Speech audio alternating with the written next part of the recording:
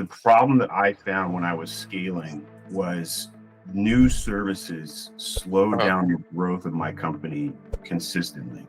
We would spend 6, 7, sometimes 8 times as much time and resources trying to get a new service off the ground versus just doubling down on Amazon. One of the biggest things that can stall growth is complexity. Most of these agencies top out at 40 clients and 40 employees, and they cannot break that. And the reason is because they can't figure out how to replace themselves.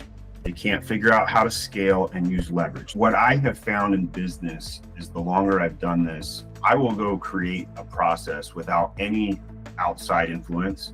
And then I'll find out that Gary Vee already does this, Alex Hormozi does this. And then when I read their literature, it just kind of like, it's like, whoa, it's almost like I copied them, but I had no idea they exist. There's a lot to unpack on a concept like that. Several things. One, humanity comes to the same solution from different avenues all the time, and it's just in the air. Two, it suggested to me that I was correct on my conclusions and implementations. So when you see multiple people saying the same thing or implementing the same success, scientific method, it's kind of like when several years ago when I talked about A+ content indexing and everybody in the industry was fighting me and they're like, no, it doesn't index. And I'm like, frick guys, put Spanish keywords in one alt text and you can go prove it yourself.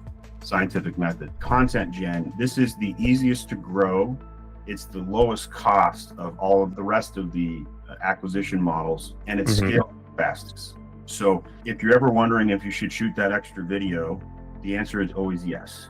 If you've ever had to answer a customer email and you haven't shot a video on that very topic yet, my encouragement to you is every single time shoot the video, even if it's a 3-minute video.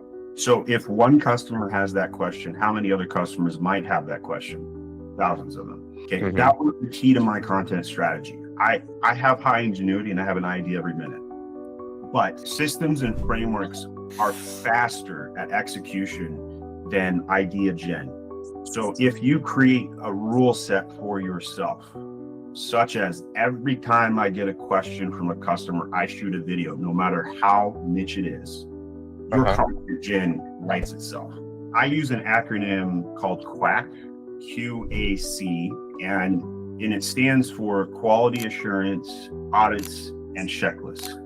Okay, so there's a book called Checklist Manifesto. The more complex your business is, the better checklists become. If you have a checklist in a doctor's surgery, medical scenario, you save lives.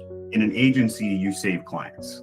Every 90 days, you need to audit every system, every single one. You have to personally go in and test it. I use a duck emoji. Whenever I see something in my org and I'm like, this is a quack, I throw the QAC and I say, team, this is a Q issue. This is a C issue. What often happens is I find myself spending a lot of founder time branding solutions, internally branding this duck that walks around and quacks at shit. The team needs to maniacally remember that I care that there's a checklist for everything, that they audit every system every 90 days, and that we're quality assuring and literally like clicking it and seeing how customers appreciate or don't appreciate every element of the company. So all the business books all have themes. And the more you read, the more you pick up on the themes. And I've read hundreds and hundreds of business books. One of the themes is as an owner, as a CEO, as a founder, your job is to repeat the vision nonstop.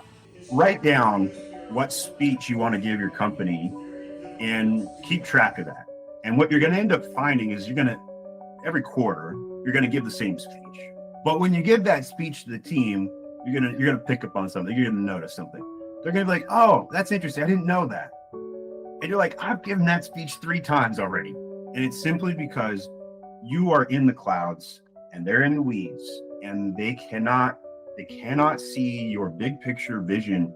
You must verbalize it consistently. The challenge is how do you continue to grow despite your success? It's very difficult. Why? Because you have to fire your ego time and time again. Okay. So as the business grows, you delegate more. And for you, that accountability piece being a weakness has a harder time delegating properly because of that. So you, as the longer you do this, are actually going to feel less successful as a business owner. That by default, the longer and the bigger you get, you're going to feel like you're less confident, and you shouldn't. But you know, the way that feelings work is they don't define you as a person, right?